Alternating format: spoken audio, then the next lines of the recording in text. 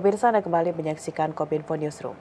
Menko Perekonomian Airlangga Hartarto menyatakan ekonomi Indonesia mampu memperlihatkan kinerja yang efisien dengan nilai tukar rupiah hingga 6%. Hal tersebut diungkapkan Menko Airlangga usai mengikuti sidang Kabinet Paripurna bersama Presiden Joko Widodo. Di tengah ketidakpastian global yang memberikan tekanan pada pemulihan ekonomi dunia, Indonesia terus berupaya dalam menghadapi krisis global serta resiko resesi akibat pandemi COVID-19. Dengan demikian, Presiden Joko Widodo meminta jajarannya untuk berhati-hati dalam mengambil kebijakan pemulihan ekonomi. Menteri Koordinator Perekonomian Airlangga Hartarto usai mengikuti sidang Kabinet Paripurna bersama dengan Presiden Joko Widodo. Pada siaran pers menyampaikan pertumbuhan ekonomi Indonesia mampu memperlihatkan kinerja yang efisien. Tercatat pada International Monetary Fund atau IMF, proyeksi ekonomi global Indonesia diperbaiki dari 3,6 menjadi 3,2. Laporan per sampai hari ini, laporan yang masuk bahwa tentu IMF sendiri merevisi daripada pertumbuhan ekonomi nasional, di mana IMF memprediksi dari segi pertumbuhan ekonomi global di tahun ini diperbaiki dari 3,6 menjadi 3,2%. Proyeksi pertumbuhan ekonomi ini dinilai tercatat cukup baik dan relatif kuat, ditopang dengan nilai tukar rupiah yang terdepresiasi hingga 6% dalam upaya mengatasi krisis global dan menekan inflasi pasca pandemi. Selain itu, Airlangga juga menyampaikan pentingnya untuk terus mendorong dan menjaga keberlangsungan kredit usaha rakyat, di mana KUR ini dilanjutkan dengan bunga 6%, sedangkan sektor pertanian dipertahankan dengan angka 3%. Dan di situ Bapak Presiden juga mendorong bahwa kredit usaha rakyat itu dilanjutkan ke depan dengan bunga yang 6%, namun untuk sektor pertanian bunganya diminta dipertahankan di 3%. Dengan demikian, pembiayaan kredit usaha mikro kecil serta menengah dapat disalurkan serta terlaksana dengan baik dalam menangani krisis global. Pemirsa, informasi selanjutnya, pertemuan G20 Joint Finance and Agriculture Ministers pertama dimulai diselenggarakan di Washington DC, Amerika Serikat. Pertemuan ini fokus membahas permasalahan ketahanan pangan dunia.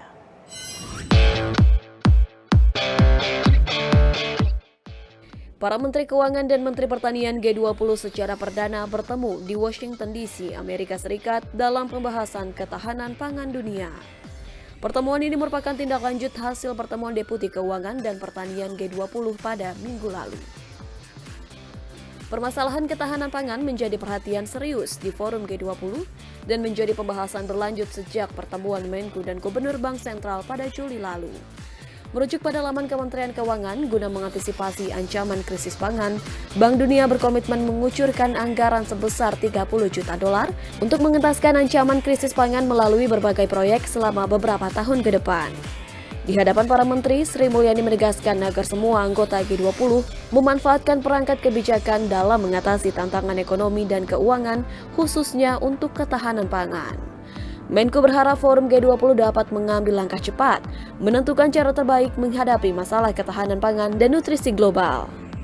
Sementara itu, Mentan Syahrul Yassin Limpo menyebut 3 hal prioritas sektor pertanian dan pangan, yakni mempromosikan sistem pertanian dan pangan yang berkelanjutan, kerja perdagangan pertanian yang terbuka dan adil tanpa diskriminatif, dan ketiga, kewirausahaan pertanian inovatif melalui digitalisasi. Dalam pandangannya, Mentan menilai teknologi dibutuhkan dalam pengembangan sistem pertanian dan pangan yang tangguh dan berkelanjutan.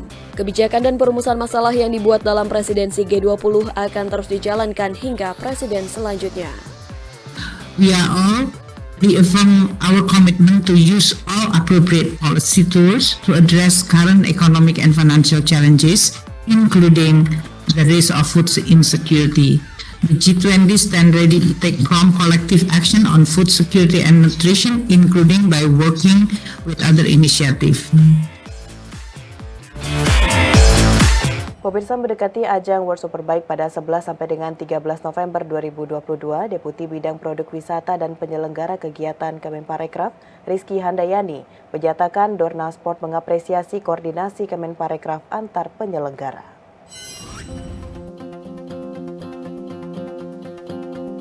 Setelah sukses dilaksanakan pada 19 hingga 21 November 2021, Pertamina Mandalika International Circuit kembali mendapat kesempatan untuk menggelar salah satu event sport tourism terbesar, yakni World Superbike yang kedua kalinya pada 11 hingga 13 November 2022. Deputi Bidang Produk Wisata dan Penyelenggara Kemenparekraf Rizky Handayani mengungkapkan bahwa 3 minggu yang lalu Kemenparekraf sudah melakukan penandatanganan dengan Dorna Sport selaku pemegang hak komersial olahraga sepeda motor MotoGP untuk pelaksanaan World Superbike 2022 di Indonesia. Dalam kesempatan tersebut, Rizky Handayani menekankan bahwa Dorna Sport sangat mengapresiasi koordinasi antara Kemenparekraf dengan pemilik sirkuit Mandalika yakni Indonesia Tourism Development Corporation dan Mandalika Grand Prix. Dorna Sport juga sangat bersemangat dalam menyelenggarakan World Superbike di Indonesia dikarenakan antusias penonton yang sangat besar serta dengan kondisi sirkuit yang bagus dan terus ditingkatkan kualitasnya. Baik, terima kasih Mas Menteri. Jadi memang 3 minggu yang lalu kita sudah tanda tangan lagi dengan Dorna untuk penyelenggaraan WSBK ini dan mereka sangat mengapresiasi bagaimana koordinasi baik dengan ITDC, MGPA dan Kemenparekraf sudah sangat baik. Mereka melihat bahwa Indonesia ini sangat besar sekali potensinya sebagai market dalam artian penonton. Jadi sebenarnya mereka sangat antusias untuk menyelenggarakan di Indonesia.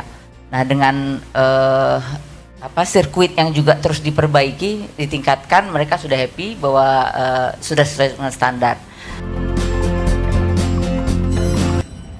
Pemerintah Indonesia mempunyai komitmen yang tinggi dalam perlindungan pengelolaan ekosistem gambut. Karliansyah selaku Dirjen Pengendalian Pencemaran dan Kerusakan Lingkungan KLHK mengatakan, KLHK telah berhasil merangkul masyarakat melalui program membangun masyarakat peduli gambut dan desa peduli gambut.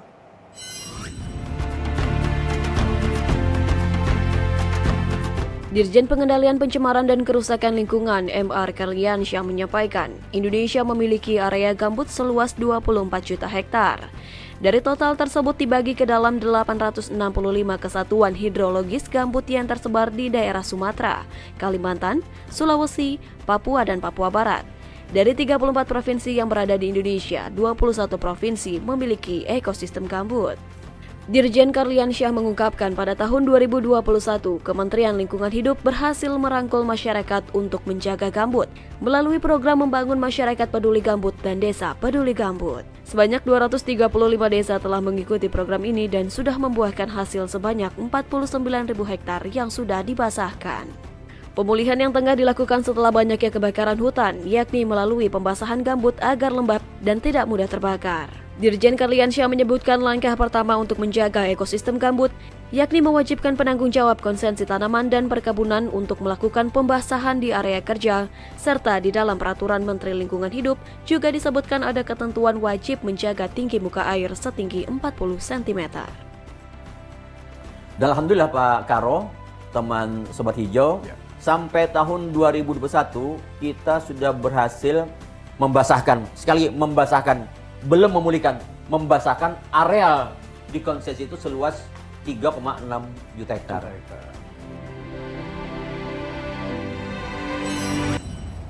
Pemirsa, usai jeda kami akan kembali dengan informasi dialog mengenai jalan terjal penyandang disabilitas mendapatkan pekerjaan. Tetaplah bersama kami.